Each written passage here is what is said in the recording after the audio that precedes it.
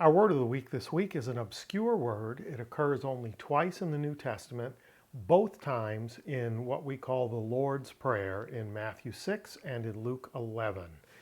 Let's start out by taking a look at both of them in English from the ESV. Matthew 6:11, give us this day our daily bread. And then Luke 11:3, give us each day our daily bread. So the word of the week this week is ton epiousion. Ton epiousion. And it's translated in both cases as daily. But if we look at the word itself, its etymology is more likely to mean for being. So epi, to, for, at, on, and ousion is the participle form of the verb eimi, so it's being. So what kind of bread are we talking about? We're talking about bread for being. The bread that's necessary to be sustained, the bread that will keep us going. So let's take a look at each of the examples in Greek and we'll break them down and see whether or not that notion is sustainable. Before we do that, I should say this. There's debate about this word. There are people who've believed that the word referred to bread for tomorrow, like tomorrow's bread. The problem with that notion is that it's rendered redundant in each of the verses. And we'll look at that carefully as we dig in. So keep that in mind. The notion that it could mean tomorrow's bread, give us today tomorrow's bread, was a prevalent school of thought for quite some time.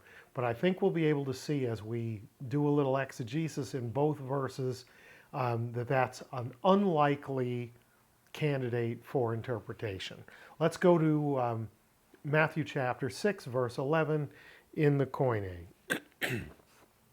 Ton arton hemon, ton epiousion, dos hemin semeron. So ton arton, bread, the bread. What kind of bread? Hemon, our bread. So notice the word order. We're starting out with the bread. The part in the priority position is the bread. It's not today, so the temporal part is not the important part. It's the bread. He's stressing bread. What kind of bread? Our bread. And then we get our word of the week. Ton epiousion. Our bread for being. The bread that keeps us alive. So if we take it as a phrase, ton arton hemon ton epiousion, our bread for being, our daily bread.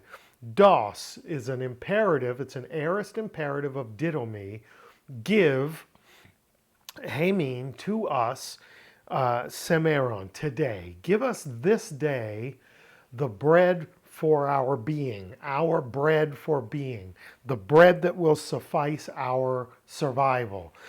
This has a very manna in the wilderness type vibe. If we think back to the Old Testament story of the Exodus, they're wandering in the wilderness, they have nothing to eat, and day by day, God provides just enough bread to sustain them.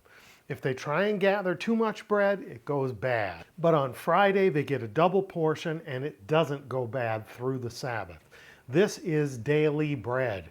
This is bread from God. Give us this day our bread that's sufficient for our being to keep us alive day by day in the wilderness where we have nothing, right? So in the Matthew account, it has that daily bread vibe, just like manna in the wilderness.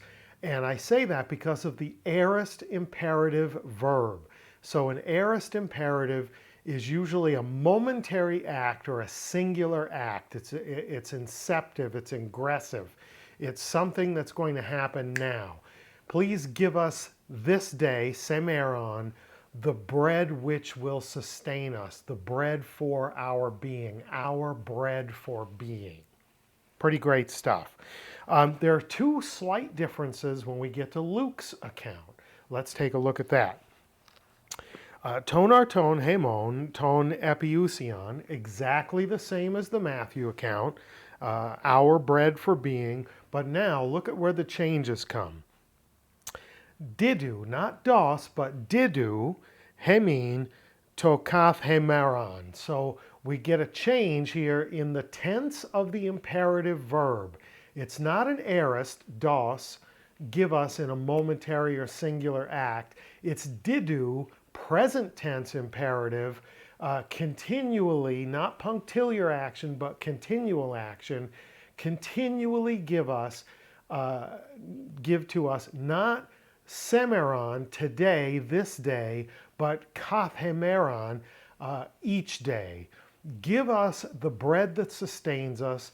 Give us the bread, our bread for being each day. Continually give to us our bread for being each day. Notice that difference. It's significant because Matthew's prayer, let me rephrase that.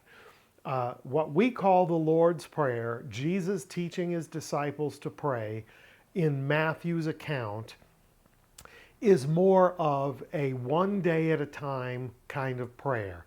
It's more of a sustain us day by day, one day at a time, manna in the wilderness kind of prayer.